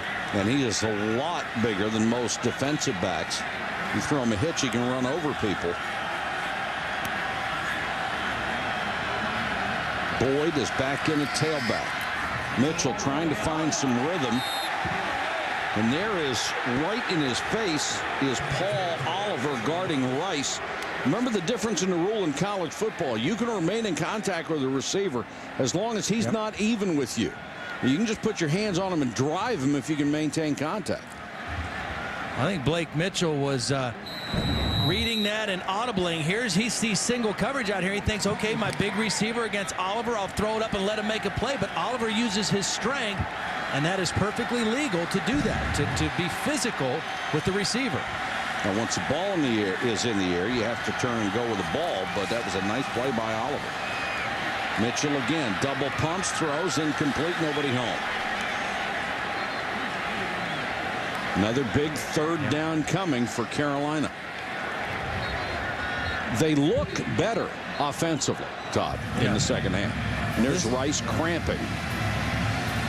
That's not what you want on a big third down play. Your marquee receiver sitting over there with cramps. But they did look better on this drive. Now, the last 2 throws and the last 2 plays did not look as good as a couple earlier plays. But big play right here for Blake Mitchell. He's got to be smart with the football because they've got good field position regardless. 4 down territory here, perhaps. Mitchell under pressure, throws into tight coverage. Nice grab by McKinley. How did he get that ball in there? Gutsy throw. And a good one. Well, with Rice out of the game, the next go-to guy, Kenny McKinley, the other starter. Nice job by Mitchell just moving slightly in the pocket to open up another throwing lane, and then somehow sticks it in there in tight coverage. Asher Allen was all over McKinley. And somehow Mitchell got that ball in there. That's huge. Sidney Rice back in the game. All alone down on the bottom of the formation. Here he is. Draw play to Boyd. Georgia was waiting on that. Boyd fights his way back. Picks up a couple after he lost 5. Let's go to Holly Rowe. Well, guys, as you know, Steve Spurrier has high expectations for his quarterback, and so far the jury's out a little bit on Blake Mitchell. Spurrier said at times he makes beautiful throws. He can make all the throws, but where he has really struggled is in the decision-making process when he drops back. He said, you know, in high school he didn't have to do that. They had more of a running attack, and now under pressure he has to make those quick decisions. Even a split second is all it takes, and that's one area Blake Mitchell has to improve on for Coach Spurrier to be happy. Holly, you're absolutely right, and that's what his quarterbacks did during his heyday at the University of Florida. They make great decisions. Rice can't get there. There's a flag down. That will be an interference call. Intended for Rice. Oliver was with him. And Rice comes up with those cramps again. And once you get him without an IV, you can get rid of them briefly, but they're going to come right back. Check the call. Was it offensive? Well, I thought it was pretty good coverage at first. Holding number 8 on if the hold was on an eligible receiver on a pass that crossed the line of scrimmage. Therefore, it's a 10-yard penalty and an automatic first down. Here's the matchup again, Oliver on Rice.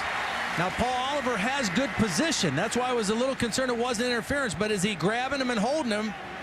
Wow. You see the referee had a little trouble getting the flag out of his pocket. I thought he had good position, and it was just kind of normal infighting between receiver and defensive back. It didn't look like a blatant hold to me. Didn't look like much at all, but a big break for Carolina. Boy, you're not kidding. Automatic first down at the 18-yard line. And Mitchell has looked very comfortable in this drive. Quickly goes out, flanker screen. Newton, the former quarterback, has another first down inside the 5. And here come the Gamecocks.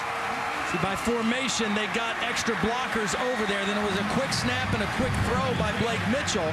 See all these other blockers over here. Receivers and backs can get down the field, get into their men, and a quick throw to Newton, and he knows what to do. No wasted motion, no dancing. Just get straight up the field and get as much as you can get. Nice block by Mike Davis, the running back out there on the flanker screen. 9th play of this drive. And South Carolina needs to get this one in the end zone. First and goal, mark it at the 5. Boyd gets 3, maybe 3.5. Hard running by the 201-pound tailback. For the first time, it looks like this Georgia defense, I don't know if it's fatigue or just something, they've lost a little bit of the edge, the speed that they've had for most of this game. And that might have something to do with it. 9 plays on this South Carolina drive, now 83 yards. They haven't been able to get them off the field. Could also be that South Carolina playing with more urgency. They realize time is running out for them. 4:09 to go in the third quarter, down 15 points. Steve wanted a timeout. He came off the sideline to call that timeout. He knows how critical it is that they get this ball in the end zone. Cannot settle for a field goal in a situation like this. Now that is the first for South Carolina. They will have 2 left. Georgia has 1. Remember, if this game continues to be close, should South Carolina score here and make it a 1-touchdown game, and you want to review a play, you have to have a timeout in order to get that review. So Georgia is already down to that 1. Once you use your last timeout, you can know a call's wrong, but you can't do anything about it. But the good news, and we've talked about this already in our games, the beauty of the college system over the pro system is you don't have to have a challenge to have a play reviewed, because they review every play. So technically, that challenge is just kind of that extra thing you have if you really, really disagree with the situation. I didn't think South Carolina had much of a chance in the second half, the way Georgia's defense had shut them down and the way Georgia's offense was moving the ball. But they've shown me a lot of courage right here in this third quarter. They really have. It's been an outstanding drive. Blake Mitchell's hit some big throws. The offensive line has picked up their intensity, and this has been a nice mix of run and pass to get down there. But now they've got to pay it off. They must get this ball in the end zone. Steve Spurrier, when he was at Florida, one of the things I admired about him more than anything was how efficient they were in the red zone. They attacked the red zone. A lot of coaches, when they get in scoring territory, they get conservative. They don't want to ruin a scoring opportunity. They'd rather kick a field goal. Steve would rather score touchdowns, and so he is very aggressive in the red zone, but at this particular point, he knows he needs a touchdown. It is going to be harder for Steve Spurrier to win at South Carolina than it was at Florida, because it's harder to recruit here. But don't make any mistakes. He is going to win here.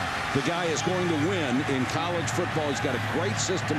He knows what he's doing. It may take him a little longer, but he will win here and win big. Boyd lowered his shoulder, got close before he was pushed back. They'll mark it just inside the 1. Now it gets interesting. Well, I don't think he goes for a field goal here. I think he's looking at 2 downs to score a touchdown. You see Boyd just not able to get enough push up there. Germinder thinned as the left tackle got stood up in the hole on that play. Say you score, most teams in this situation like to kick the point, be down by 8, and go for 2 on the next one because you're still in the game.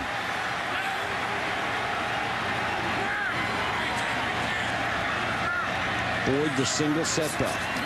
He'll get the carry. How about Georgia's D? He just got drilled. The ball came out late. No whistles yet. Nothing yet.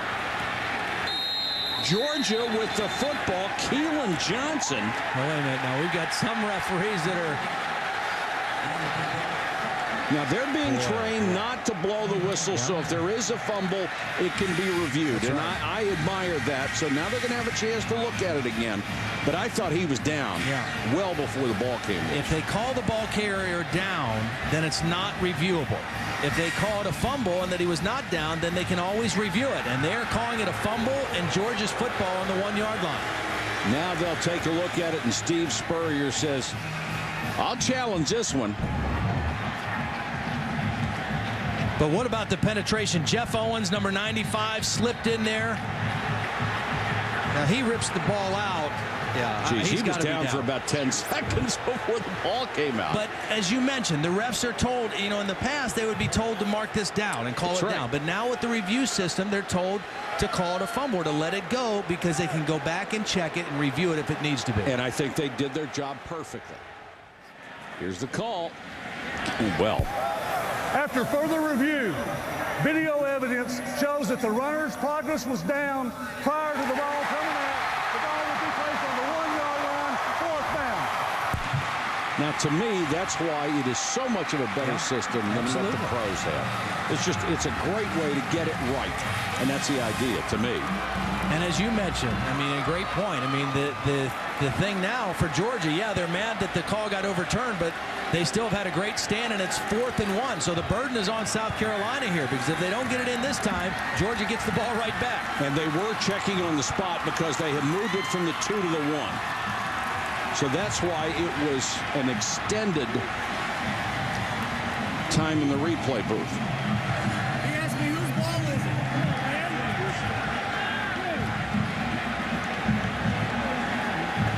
Well, if it wasn't 4th down, I'd say you try a fade route to Sidney Rice, because he's your big guy on the outside, one-on-one. But that's not the easiest throw in the world to make.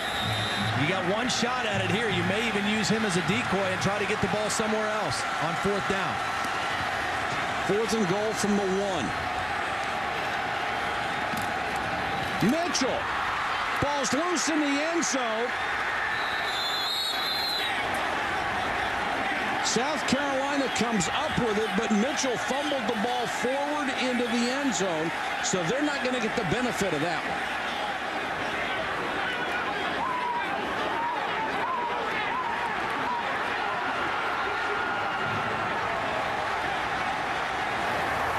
We had a fumble on 4th down. The fumble was fumbled into the end zone. Therefore, it comes back to the spot of the fumble. 1st down, Georgia. You've got to wonder about the play call. Blake Mitchell, not the biggest kid. Well, and I think he was trying to reach the ball over the goal line. He didn't try to fumble it. But, man, that's a long way to go for a quarterback sneak. You know, the thinking was, Steve Spurrier's thinking, Georgia's thinking pass all the way. Maybe we can slip one in there. But, again, good penetration on the inside by the Georgia defensive tackles. That didn't have a chance. So now South Carolina will have to use its defense to get the ball back again. Georgia has dodged another bullet with its defense. Danny Ware is back in as the tailback. He's 7 yards deep. They'll give it to the fullback instead, and he pounds his way out for about 3. Sutherland, who only had 1 carry this year up until that point, 244-pound sophomore, just trying to get them a little operating space. Boy, and that sure took the air out of the South Carolina sideline. 2 drives in the red zone, nothing to show for it. Last week against Mississippi State, they were in the red zone twice. They scored both times, but both field goals, no touchdowns.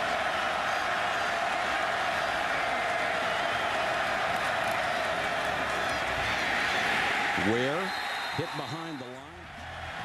Oh, jeez. Wow.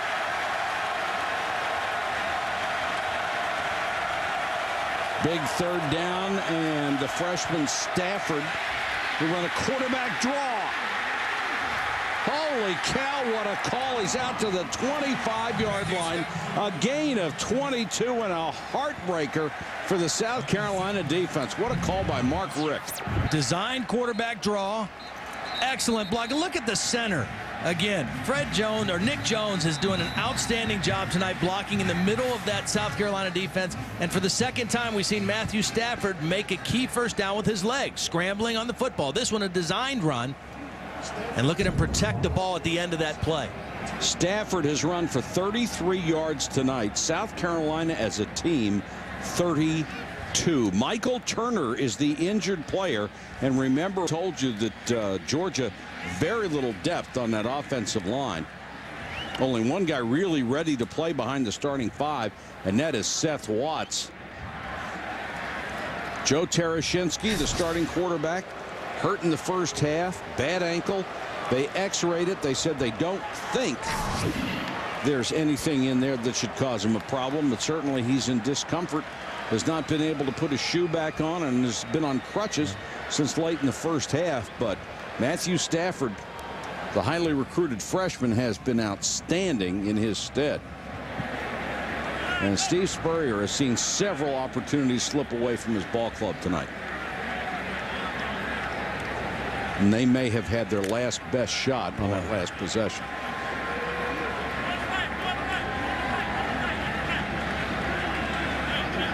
.114 to go third quarter, and Watts is in there at right guard, and Adams will go out to take Turner's spot at right tackle.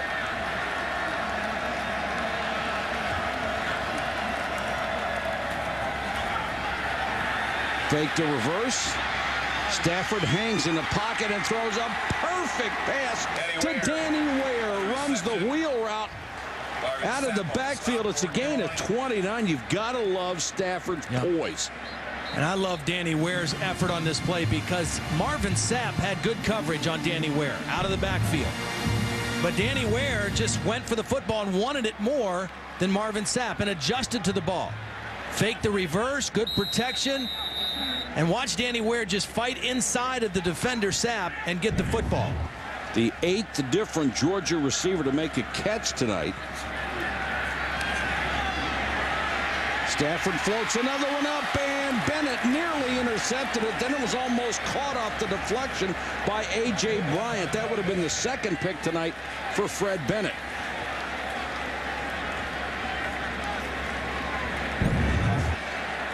This ball a little bit underthrown by Stafford, and Bennett, his eyes right on the football, made a play, just not able to bring it in. Boy, how many times can the South Carolina defense respond? Mark Richt smelling the blood a little bit, going for it with Matthew Stafford. Brown gets outside, picks up 13 yards and another first down. They have been able to come up with the big plays when they had to have them tonight. You know, the one thing we've talked about, the multiple running backs. We're seeing Danny Ware and Thomas Brown in the game right now. The thing about it is you keep rotating those guys in, you keep fresh legs. Those guys are all ready to run. When their number's called, they're ready to make a play. 152 to 32 in rushing. Brown again. Thomas Brown is probably the strongest player on this team, pound for pound, maybe in Georgia history. Great in the weight room. Came in as 173 running back, weighs 195 pounds now, and very dedicated to his work in the weight room and also to nutrition, and very focused young man.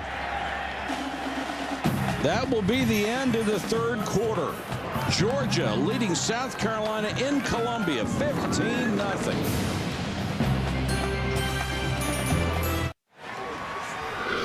Mark Richt with 14-11 to go in the ballgame, trying to win his second game of the year. He's up 15-0. The field goal here would make it 18-0, and that is a 3-score ballgame.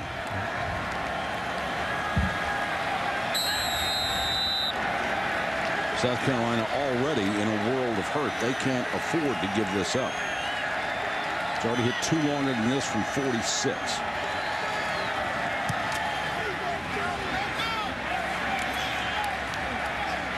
And that one is good as well. Brandon Coutu has hit all of his field goal tries this year, and Georgia with some breathing room.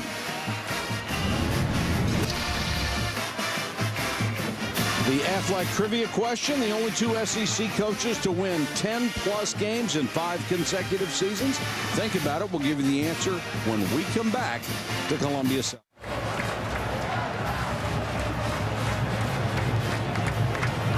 Columbia, South Carolina, where Georgia has upped the ante to 18-0. It's a 3-possession game. Carolina has had multiple opportunities to cut into this lead, and Todd, they just haven't been able to break the seal on that goal line. On the last time, the most critical down there around the 1-yard line, and couldn't punch it in and turn the ball over on downs. Carlos Thomas and Mike West are deep. Thomas, a yard deep, will bring it out. Upended as he hurdles across the 20. Here is our Aflac trivia question again. The only two SEC coaches to win 10-plus games for 5 straight seasons. Bear Bryant, obviously. Steve Spurrier at Florida, 93-98. And Mark Richt is right on the verge of that. He's won 10-plus for the last 4 seasons. Gotta love the hat. So many wonderful stories about Bear Bryant, the Alabama legend.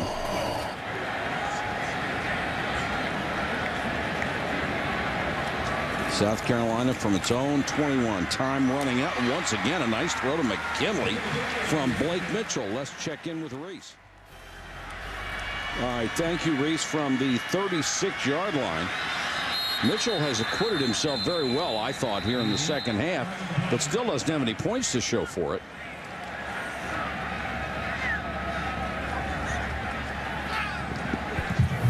Dead ball. False start. Number 75 on the offense. Penalties 5 yards from the previous spot. Still first down. Steve Spurrier with that great offense. The last time he was shut out when he was at Duke, and Rutgers beat the Blue Devils 7-0 back in 1987. Not going to happen very often to him. Rutgers won again today. Didn't they? Second win of the year. Makes it interesting. This is a pass that's incomplete. And a late bump there from Brian Evans. No flag.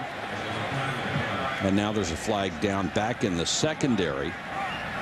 And preliminary indications a hold.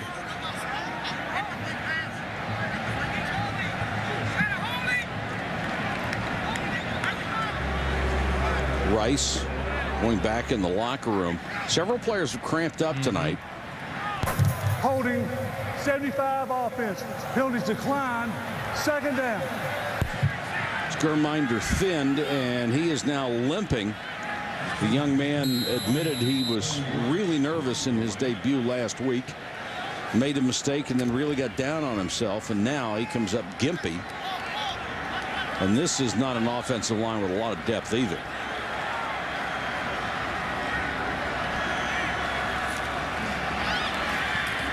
Mitchell wants to throw the screen. Absolutely nothing doing. For Dunn, Wheeler is right there to make the tackle. Well, right now, the Georgia defense, they know they've got South Carolina right where they want them. They haven't been able to score on them. And they've got to play kind of desperate now with 12:30 left. So they're expecting pass all the way. They just want to keep everything in front of them. They just don't want to give up an easy throw for big yardage, because they have proven they've not been able to drive the ball down and score. They just don't want to get beat with an easy one. So a lot of zone defense now. Let them throw underneath and then make sure tackles. 3rd and long for Blake Mitchell. 3-man rush. Still pressured. And this is what happened with Mississippi State. Charles Johnson comes in on a 3-man rush as Germinder Thind is out at that tackle spot, and Johnson gets a sack. Well, they take Thind out, so they put Jamon Meredith, the right tackle, over to left, and Justin Sorensen replaced him on the right side, and that's who's going to get beat. 78, Justin Sorensen, just in the ball game. And he just gets beat right off the snap by Charles Johnson. A 3-man rush beats 5 blockers, and the sack for Georgia.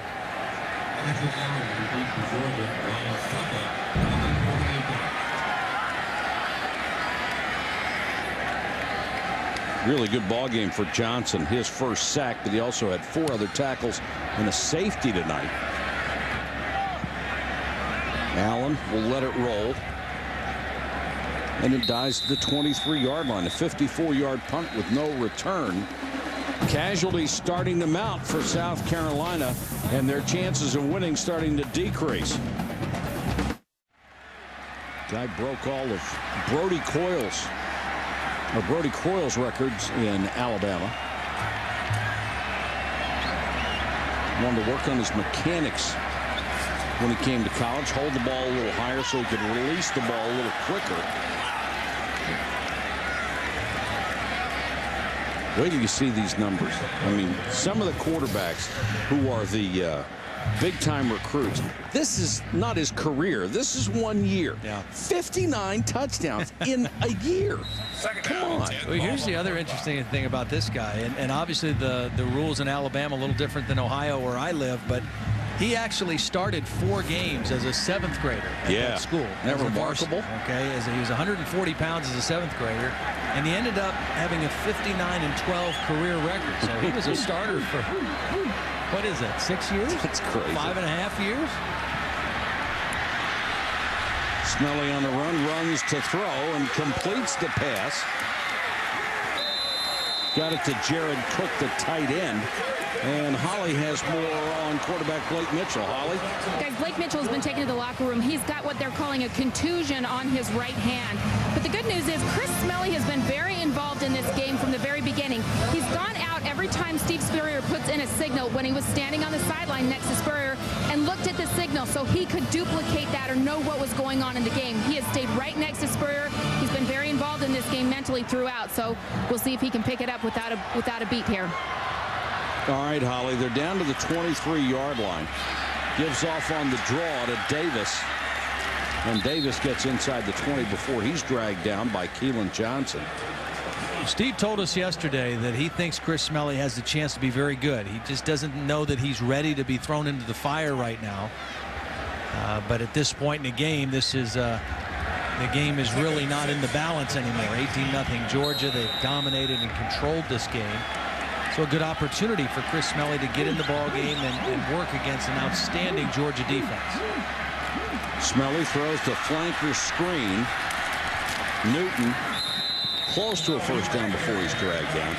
And of course, we've seen cases of it before, Todd. You take a young quarterback and you put him in a big-time atmosphere in an important ball game, and he doesn't do well. You're jeopardizing 4 years of this kid's future. Well, you're talking some major damage control. If you put him in a situation where he doesn't have a great chance to succeed, then you've got to kind of rework all that. And there's so much pressure on these young guys now because when they come out of high school, people know who they are. The internet, they follow them.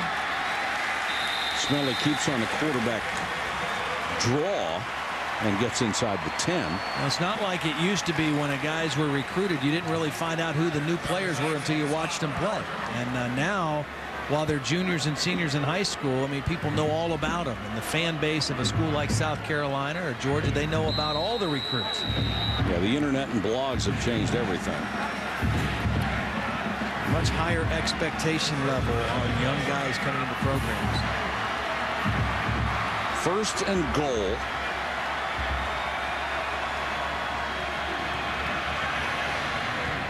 Smelly goes out into the flat to Savell Newton, and Newton will get out of bounds at around the 8-yard line. We have seen these 2 young quarterbacks look very poised. They're both true freshmen.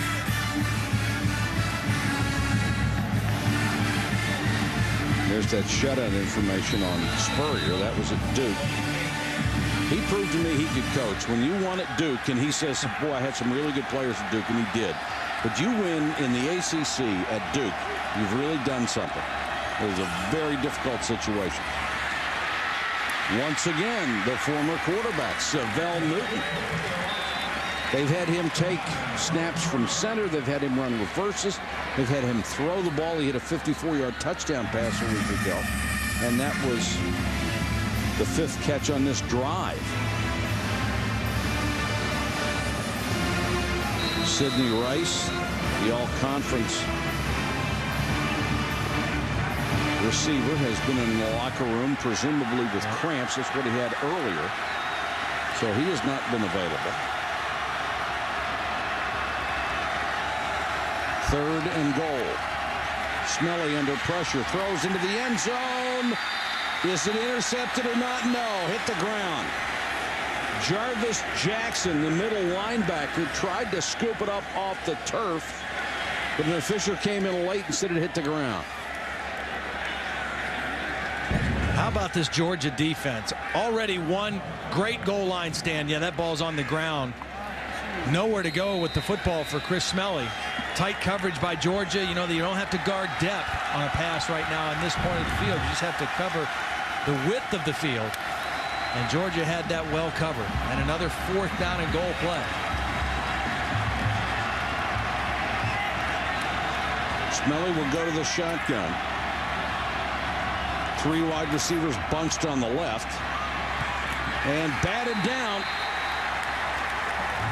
Tried to fit one in there, and Brandon Miller, the linebacker out of Colquitt, Georgia, had a shot at an interception. He could have gone 100 yards if he could have held on to that one. Instead, it's an incompletion. Zone defense. You see Brandon just reading the eyes of the quarterback and then stepped in the throwing lane. That's just good, sound, fundamental defense by the Georgia Bulldogs. They don't get out of position. They don't beat themselves. They make you earn everything against them. Boy, in the zone, you've got to keep those receivers moving, and it looked like a lot of guys were standing around.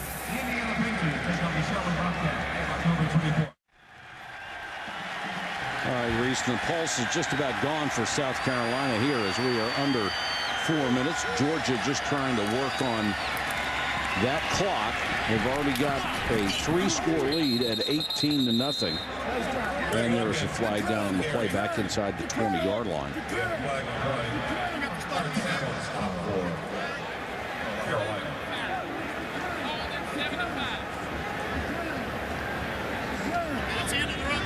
Yeah, and this will take him back. Take a look at the ESPNU All-State Standings review. We'll take you back to the 2005 SEC East, where Georgia was a winner under Mark Richt again. Georgia, South Carolina 5-3, probably a better record in the SEC East than most people realized. In fact, when they beat Florida and Georgia had lost to Auburn, that was a huge swing, because instead of Florida winning the SEC East and getting to Atlanta, that allowed Georgia and Mark Richt and the Georgia Bulldogs to get there.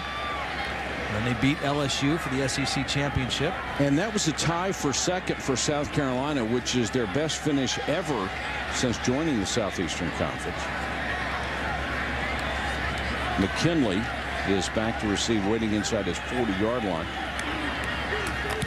I think one of the areas that when you talk about this Georgia team that talks about their strength, those two kickers, Ely Kelso and Katu, both very solid. McKinley back across the 35 to the 37. All right, I know it's early. You said we would learn a little bit about Georgia tonight, and certainly we have. What are your feelings about the SEC race overall so far? Well, I think in the East, you know, Tennessee with a very impressive win over Cal last week. Now, they struggled a little bit tonight against Air Force. But that game next week, Tennessee and Florida, will be a very important game for both those teams. That used to be kind of the game that marked who went on to win the SEC East. But now Georgia has kind of been the team to beat in the East. I'm very impressed with Georgia.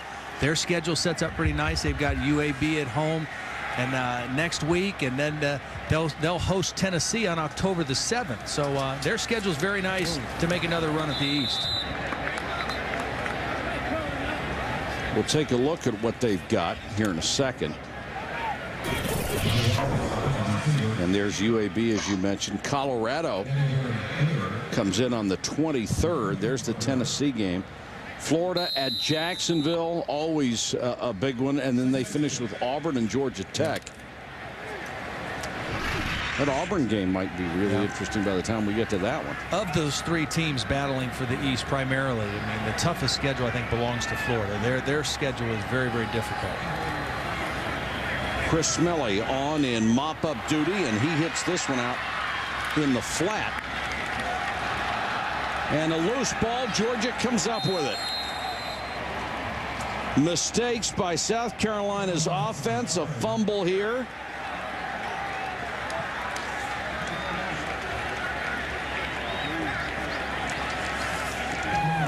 Again, Georgia just playing safe defense, keeping everything in front, making big-time tackles in the open field. And they will make you pay if you're careless with the football. Appeared to be Bobby Wallace that coughed it up. A lot of backups in the game, but it was Keelan Johnson, the free safety, who made the big hit. Marcus Howard comes up with the football. Not the kind of night Steve Spurrier hoped for, although when we talked to him the other day, he was not exactly brimming over with confidence about his young ball club, simply saying he'd like to win more games than he loses this year and then go from there. And of course, he's in the process of trying to build this school's football program back up and has made major strides. And you know he will succeed. He's succeeded everywhere he's gone in college football. And they have done a lot with this facility here. They have really brightened this place up. Review, the play as called on the field stands. It was a fumble. Georgia recovered. First down. You know, and you know it has to be kind of killing him on the inside to not be any better offensively than this team is right now. I mean, last year they were 100th in the nation in total offense. They're not off to a very good start this year offensively, but on the other side of that coin, you've got to respect Steve Spurrier and his ability to coach even more, because even though they're not able to do the things that he likes to do and has been so prolific doing in his career, they still won 5 games in this conference last year, finished in 2nd place. They're 1-1 to start this season, and I think they have a chance to get well offensively the next couple weeks. They play Wofford and then they play Florida Atlantic their next 2 weeks, and those will be games where they should be able to really do some things better offensively. And he'll just say after this game, well, we're going to have to coach him up, make him play better. Georgia's football team lost one of the great names associated with the program this week. Irk Russell, who was the Junkyard Dog defensive coordinator under Vince Dooley. Just had guys that ran around, played crazy, and they were great, and then went on to build Georgia Southern's program into a national small college power. And Irk Russell passed away. Our condolences go out to his family and all of his friends and to the extended family at the University of Georgia. He was a good man.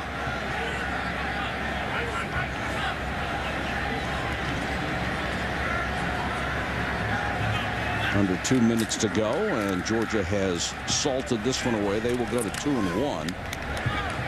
And South Carolina will fall to 1-1, and the carry by Thomas Brown there as we go on to a minute and a half. Happy birthday, Mario, back home in Florida, baby. Happy birthday, baby. Happy birthday, bro. Now, Georgia's got to feel good about this against Spurrier, because they have not had much success against Steve Spurrier.